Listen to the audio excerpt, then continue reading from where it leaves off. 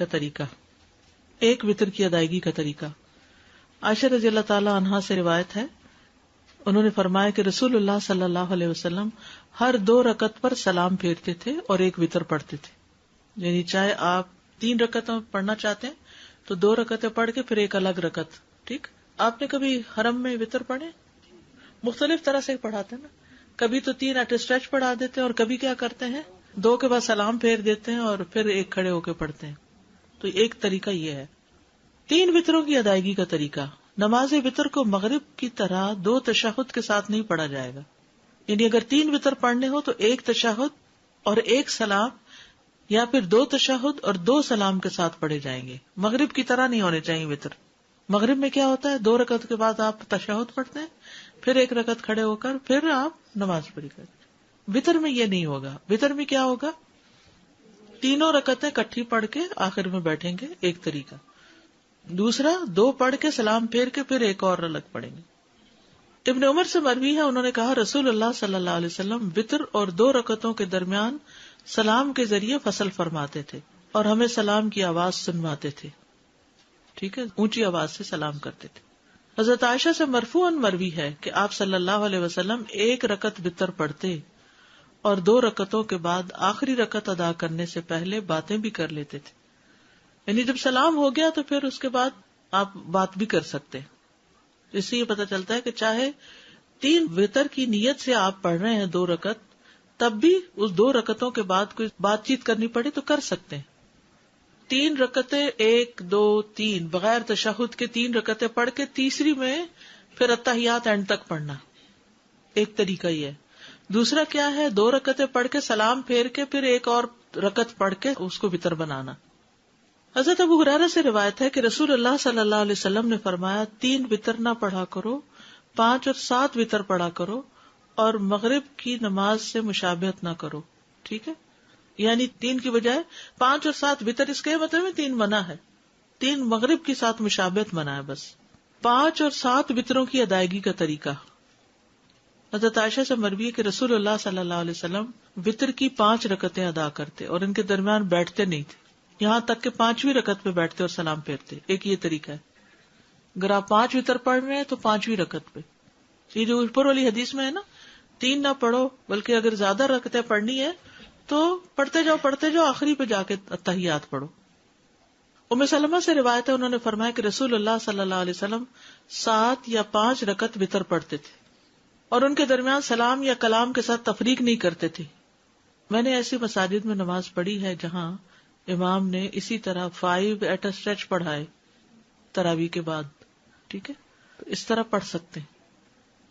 9 رکعت کا طریقہ، زرارہ بن اوفا سے مروی ہے کہ جب سعد بن ہشام بن عامر ہمارے پاس آئے تو انہوں نے ہمیں بتایا کہ میں ابن عباس کے پاس گیا اور ان سے رسول اللہ صلی اللہ علیہ وسلم کے وتر کے بارے میں سوال کیا، تو ابن عباس نے ان سے کہا کیا میں تمہیں ایسی شخصیت نہ بتاؤں جو رسول اللہ صلی اللہ علیہ وسلم کی وتر نماز کو زمین پر بسنے والے تمام لوگوں سے زیادہ جانتی ہیں؟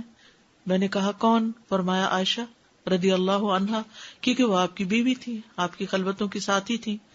ہم وہاں گئے، انہیں سلام کہا، ان کی خدمت میں حاضر ہوئے اور ان سے سوال کیا۔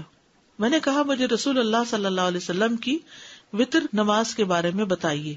فرمانے لگی ہم آپ صلی اللہ علیہ وسلم کے لیے آپ کی مسواک اور آپ کے وضو کا پانی تیار رکھتے تھے، رات کو جس وقت اللہ عز و جل چاہتا آپ کو جگا دیتا، آپ مسواک اور وضو فرماتے، پھر 9 رکعتیں اس طرح پڑھتے کہ 8ویں رکعت کے علاوہ کسی رکعت میں تشہد کے لیے نہ بیٹھتے، اور 8ویں رکعت میں تشہد وغیرہ اور دعا تک پڑھ کے پھر کھڑے ہو کر پھر 1 رکعت پڑھتے، یعنی سلام کے بغیر۔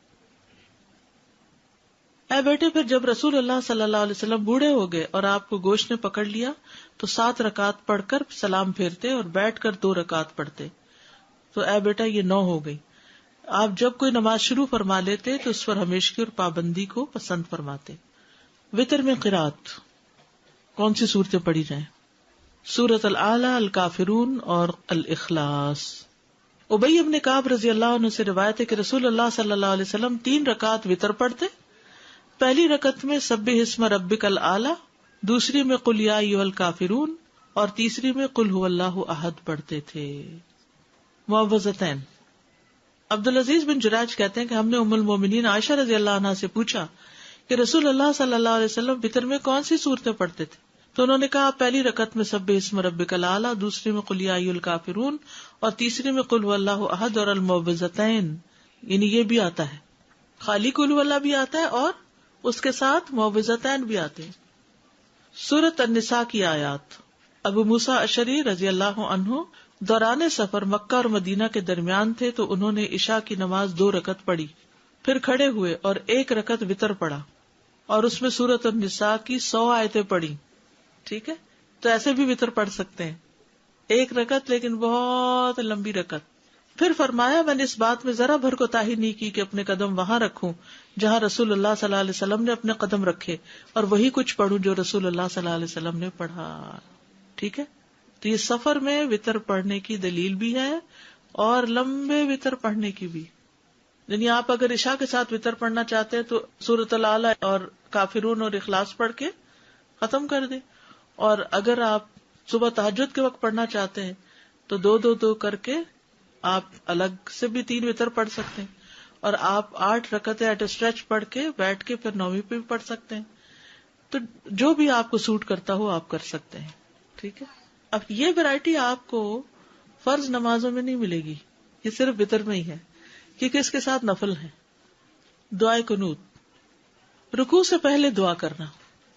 ابی ابن کعب سے روایت ہے رسول اللہ صلی اللہ علیہ وسلم وتر پڑھتے تھے تو رکوع سے پہلے دعائے قنوت پڑھتے تھے، یعنی سورۃ فاتحہ پڑھی، سورت ملائی، اور اس کے بعد دعائے قنوت پڑھی، اور اس کے بعد رکوع میں گئے، پھر سجدے میں گئے، قیام میں ہی پڑھ لی. دعائے قنوت کے الفاظ. ابو حورا سے روایت ہے انہوں نے کہا کہ حسن بن علی رضی اللہ عنہما نے بیان کیا کہ رسول اللہ صلی اللہ علیہ وسلم نے مجھے کچھ کلمات سکھائے جنہیں میں قنوت وتر میں کہا کروں.